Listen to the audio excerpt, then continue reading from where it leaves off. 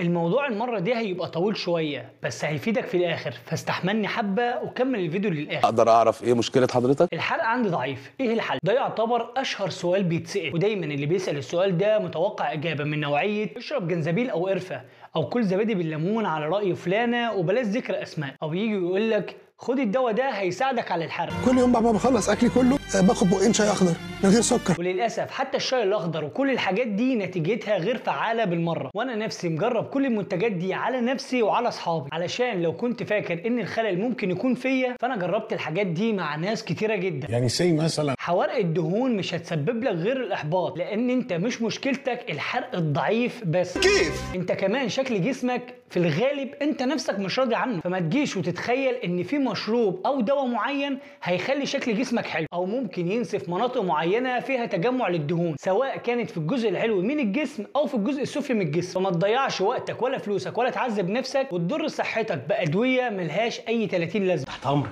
خلصنا الجزئيه دي، نخش بقى على اللي بعدها، وركز معايا شويه علشان احنا كلنا بنخش في الدوامه دي. كل اللي فات حماده وكل اللي جاي حماده تاني خالص. الشخص اللي فاكر ان حرقه ضعيف بعد ما بدأ في الرجيم والرياضه القاسيه وقعد اسبوع او 2 ماشي على دايت والرياضه قاسيين جدا، وفجاه ملقيش اي نتيجه زي اللي كان متوقعها. انا اصلي جربت طرق كتير قوي وكلها بقت بالفشل. طيب قبل ما تدور على النتيجه خليني الاول اشرح لك الحرق اللي داير جوه جسمك ماشي ازاي.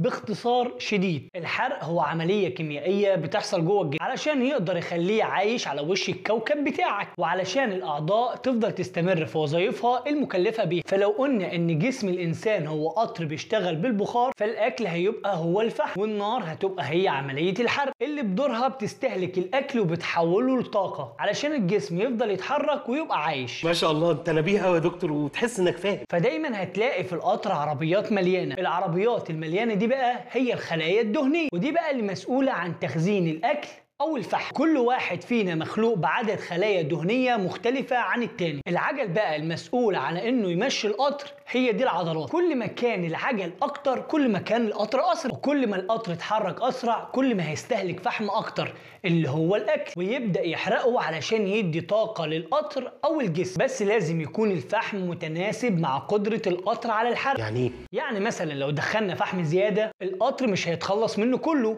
وهيخزن اللي فاضل في العربيات الصغيرة اللي هي الخلايا الدهنية. ولو حطينا فحم أو أكل أقل هيخلي النار تدور على مخزن تاني للطاقة، فهتيجي وتحرق عجل القطر اللي هي العضلات، والقطر كده كله هيمشي ببطء. ولو جيت كترت عدد العربيات في القطر أكتر من عدد العجل فبكده حركة القطر هتكون بطيئة وصعبة جدا، وممكن مع الوقت يقف مرة واحدة. يبقى الحل إيه؟ ارجوك فهمني. الحل هو انك تزود عدد عجل القطر اللي هي العضلات علشان تخفف من الحمولة اللي في العربيات اللي هي الخلايا الدهنية، ويكون في فحم بشكل مستمر طول ما القطر ماشي او طول ما انت صاحي. يعني لازم تدخل اكل اللي هو الفحم ويكون متناسب مع جسمك علشان يتحرق كله، وما تدخلش الا فحم بس. يعني لو حطيت زلط او حجارة مش هتتحول لطاقة، وبالعكس انت كده بتملى العربيات على الفاضي. والزلط والحجارة هم الاملاح والسكريات والدهون المتحولة. اسال الاسئله مهمه علشان نعرف ان هيبقى علينا ايه الباشمهندس ده. طيب كده يبقى ثلاثية الحرق الضعيفة انت عرفتها بتتكون من ايه؟ من 1 عدم وجود عضلات مناسبة في جسمك، 2 عدد وحجم الخلايا الدهنية في جسمك كتيرة، 3 بتدخل أكل كتير جدا عن المطلوب أو أقل كتير من المطلوب، وبتعمل الغلطة الشائعة وهو إنك مش بتوزع أكلك على مدار اليوم. كل الحاجات اللي أنا قلتها دي بتسبب ضعف في الحرق. لو لسه الحرق عندك ضعيف يبقى في أسباب تانية زي مثلا قصور في الغدة الدرقية، أو إنك بتاخد أدوية لأمراض مزمنة أو مضادات اكتئاب. وبكده إحنا وصلنا إن أنت عرفت دلوقتي في الآخر الحرق عندك ضعيف ولا مش ضعيف، والثلاث اسباب اللي احنا لسه قايلينهم هم اساسيات الحرق. غير ده انت كده مشاكلك هتكون مرضية بنسبة كبيرة. سلام.